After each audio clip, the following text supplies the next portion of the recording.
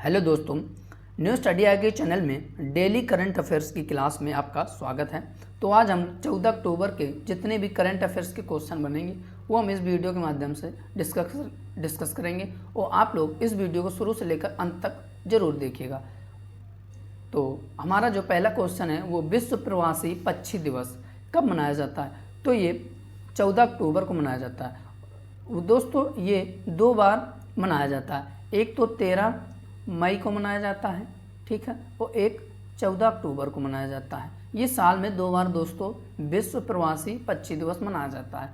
तो आप लोगों को ये चीज़ याद रखना है। इसके बाद अगला है कि अगर दोस्तों 2023 की जो थीम है, विश्व प्रवासी पक्षी दिवस की जो थीम है वो जल सतत पक्षी जीवन के इर्द गिर्द घूमता है, तो ये इसकी थीम है। तो ये चीज़ आपको याद रखना है। इसके बाद अगला क्वेश्चन है कि किसे सितंबर के लिए ICC player of the month के रूप में चुना है? तो ये शुभमन गिल जी हैं, जो कि आईसीसी प्लेयर द मंथ का मतलब पुरस्कार इनको दिया गया है। तो ये चीज़ आपको याद रखना है, ठीक है। और इसमें आपको फ़ोटो में दिख रहा होगा, ठीक है। अगर हम लोग और थोड़ा सा चर्चा करें कि जैसे लिखा है कि श्रीलंका की चमारी अथापथु आईसीसी महिला प्लेयर ऑफ द मंथ का खिताब जीता है, ठीक है। अगर पुरुष की बात करें तो शुभमन गिल है, ठीक है।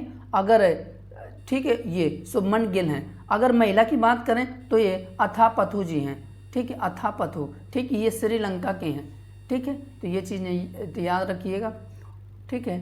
और हमारा जो अगर हम लोग बात करें कि अंतर्राष्ट्रीय क्रिकेट परिषद के बारे में, तो इसका जो मुख्यालय है वो संयुक्त अरब अमीरात यानी कि दुबई में है और इसकी स्थापना 15 जून 1909 को हुई थी। और इसके जो सीईओ हैं वो जोएफ एलार्डिस, ठीक है, जोएफ एलार्डिस हैं और इसके जो अध्यक्ष हैं वो ग्रेग बार्कले हैं, ठीक है। तो इसको भी आपको याद रखना है।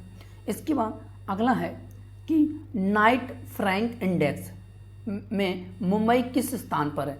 तो ये 19वें स्थान पर है, ठीक, 19वें स्थान पर है, ठीक है। एक रिपोर्ट है नाइट फ्रैंक इंडेक्स रिपोर्ट के अनुसार मुंबई का जो स्थान है वो 19वें स्थान पर है, ठीक है। इसके आपको फोटो में दिख रहा होगा कि नाइट फ्रैंक इंडेक्स मुंबई 19वें स्थान पर है। अगर बेंगलुरु की बात करें तो ये 22वें स्थान पर है और न्यू दिल्ली की बात करें तो ये 25वें स्थान पर है। तो ये चीज़ भी आपको याद रखना है, ठीक है।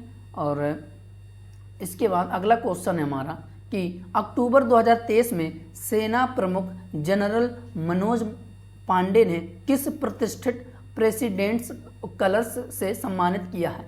तो ये नागा रेजिमेंट की 3री बटालियन है जो कि कलर्स प्रेसिडेंट्स कलर्स से सम्मानित किया है। तो बी ऑप्शन इसका राइट आंसर हो जाएगा, ठीक है। इसमें आपको फोटो में दिख रहा होगा, ठीक है। और इसके बाद अगला है हमारा कि 13 अक्टूबर 2023 को सेना प्रमुख जनरल मनोज पांडे ने रानीखेत यानी कि उत्तराखंड के कुमायूं रेजिमेंटल सेंटर में आयोजित एक शानदार कॉलर प्रेजेंटेशन परेड के दौरान नागा रेजिमेंट की 3री बटालियन को प्रतिष्ठित प्रेसिडेंट्स कलर्स से सम्मानित किया है, ठीक है। तो ये चीज़ आपको याद रखना है, ठीक है। अब प्रेसिडेंट कलर्स क्या है इसके बारे में हम लोग चर्चा करेंगे। जैसे कि लिखा है कि युद्ध और शांति दोनों में राष्ट्र में प्रदान की गई असाधारण सेवा के सम्मान में एक सैन्य इकाई को प्रेसिडेंट्स कॉलर दिया जाता है, ठीक है। यह 27 मई 1951 को तत्कालीन राष्ट्रपति डॉक्टर राजेंद्र प्रसाद द्वारा प्रेसिडेंट्स कॉलर्स पाने वाली भारतीय नौसेना पहली भारतीय सशस्त्र सेना थी, ठीक है। ये चीज़ भी आपको याद रखना है। इसके बाद अगला है कि कॉलर्स जिसे एक झंडे द्वारा दर्शाया गया है उसे रानीखेत के कुमायूं रेजिमेंटल सेंटर में बटालियन को प्रस्तुत किया गया है, ठीक है। तो इस चीज़ को भी आपको याद रखना है। अगला क्वेश्चन है हमारा कि किस राज्य के मुख्यमंत्री ने महिला हॉकी चैंपियनशिप के लिए शुभंकर और ट्रॉफी का अनावरण किया है?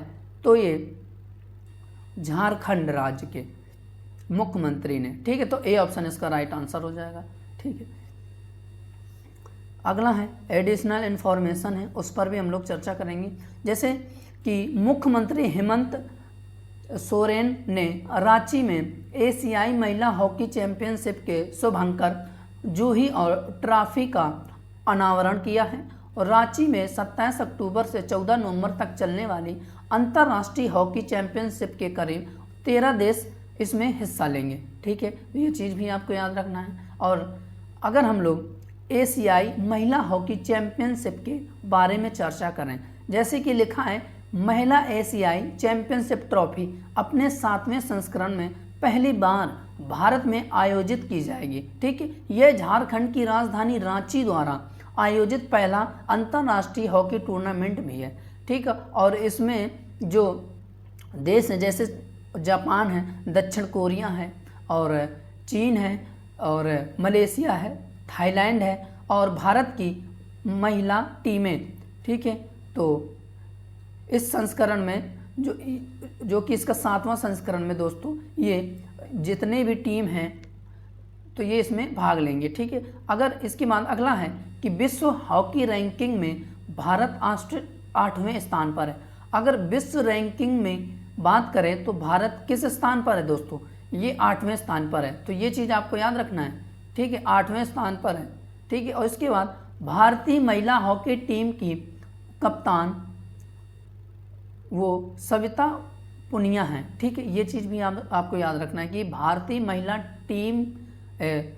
महिला हॉकी टीम की जो कप्तान हैं वो सविता पुनिया जी हैं। तो ये चीज़ भी आपको याद रखना है। इसके बाद हमारा अगला क्वेश्चन है कि इंग्लैंड के पूर्व कप्तान ने क्रिकेट से संन्यास लेने की घोषणा की है।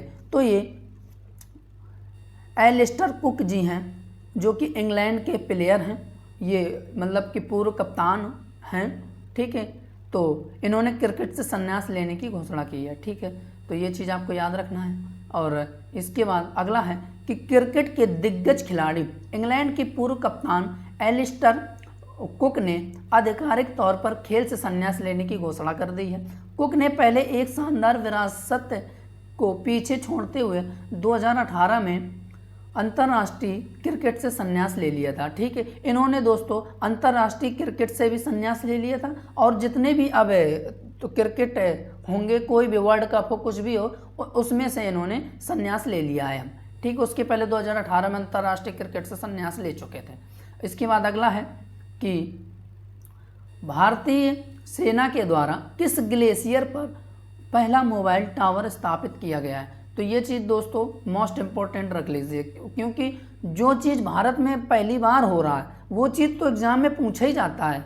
ठीक है, तो क्योंकि पहली बार है, जाहिर सी बात है कि पूछेगा जरूर। तो इसका राइट आंसर हो जाएगा सियाचिन ग्लेशियर। ए ऑप्शन इसका राइट आंसर हो जाएगा कि सियाचिन ग्लेशियर पर पहला मोबाइल टावर स्थापित किया जाएगा। ठीक है, भारतीय सेना ने ये इस वजह से मतलब टावर लॉन्च किया जाएगा कि जो भारतीय सेना है वहाँ पर तो जो मतलब कि जैसे बातचीत मतलब फ़ोन द्वारा नेटवर्क की प्रॉब्लम्स ना हो सके, इसके मतलब जरिए ये चीज़ स्थापित किया गया। जैसे लिखा है पश्चिमी लद्दाख के सियाचिन ग्लेशियर।